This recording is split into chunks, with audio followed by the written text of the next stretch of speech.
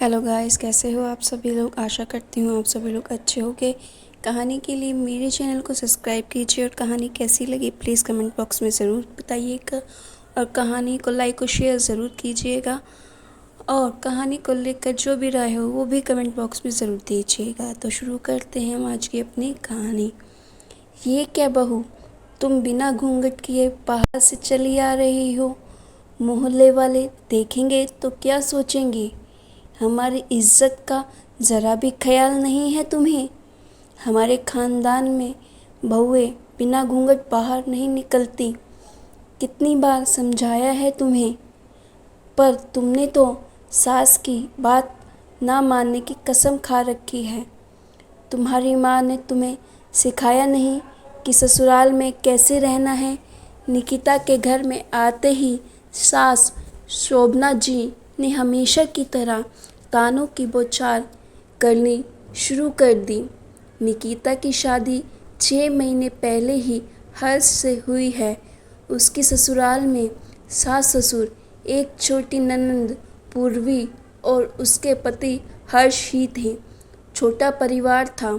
ससुराल में निकिता के लिए बहू वाले सारे नियम लागू थे। सास तेज स्वभाव महिला थी। घर में उन्हीं का शासन चलता था। घर के सारे कामों की जिम्मेदारी निकिता को सौंपकर उन्होंने घर के कामों से मुक्ति पा ली थी। निकिता ससुराल के माहौल में रचने बसने की पूरी कोशिश करती थी।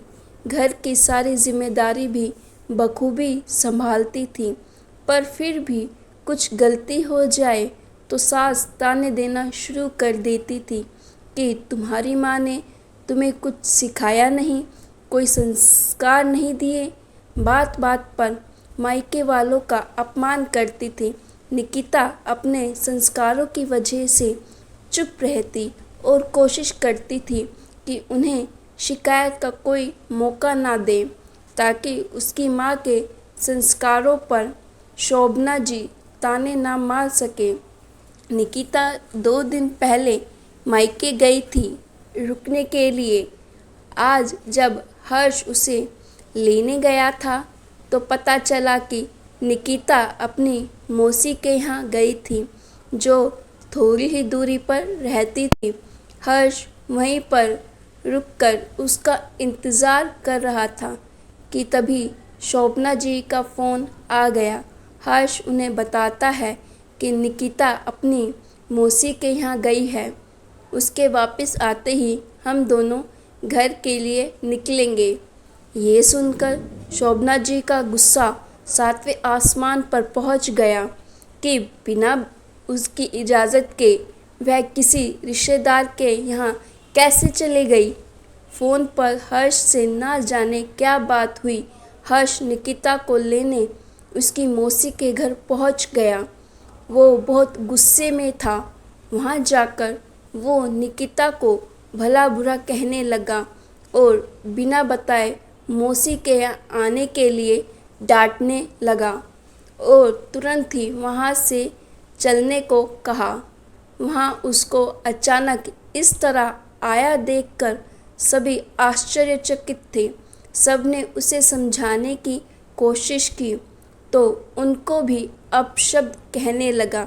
बेचारी निकिता के शर्म और अपमान के कारण आंसू नहीं रुके थे। हर्ष उसे लेकर सीधे अपने घर आ गया था।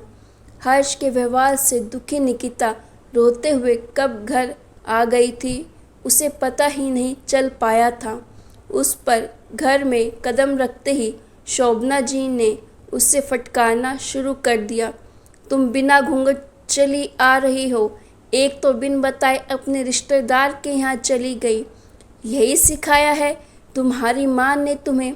निकिता, जो हर्ष के बर्ताव से पहले ही बहुत शुभ थी, आते ही सास के ताने सुनकर उसका सब्र का बांध टूट गया। वह बड़ी विनम्रता के साथ बोली, मम्मी जी, मेरी माँ ने मुझे बहुत कुछ सिखाया है और ससुराल में कैसे रहना है आप सिखा ही रही हैं, पर मुझे लगता है कि कुछ संस्कार आपको अपने बेटे को भी देने चाहिए थे कि दामाद होकर ससुराल में किसी के यहाँ बिन बुलाए ना पहुँच जाए और किसी का अपमान करने का अधिकार तो उन्हें बिल्कुल भी नहीं है, क्योंकि संस्कारों की ज़रूरत सिर्फ बहू को ही नहीं होती है।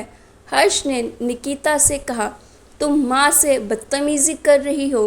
निकिता, मैं माँ से बदतमीज़ी नहीं कर रही हूँ, बल्कि उन्हें बता रही हूँ कि जिन संस्कारों की उम्मीद वे अपनी बहू से करती हैं उनके बेटे में भी होने चाहिए।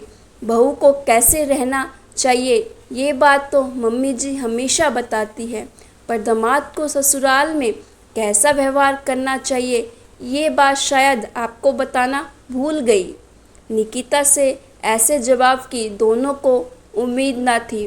उनका जवाब सुनकर और उसका क्रोध देखकर दोनों ने शांत रहना ही उचित समझा। शोभना जी ऐसा दोबारा ना होने का आश्वासन दे अपने कमरे में चली गई। तो गाइज़, आपको ये स्टोरी कैसी लगी? अच्छी लगी तो प्लीज़ लाइक और शेयर ज़रूर कीजिएगा कहानी को। और कहानी को लेकर कोई भी राय हो या कहानी कैसी है प्लीज़ कमेंट बॉक्स में ज़रूर बताइएगा। और आप सभी को बहुत बहुत धन्यवाद जो आप लोग मुझे इतना सपोर्ट कर रहे हैं, मेरी कहानियों को इतना पसंद कर रहे हैं।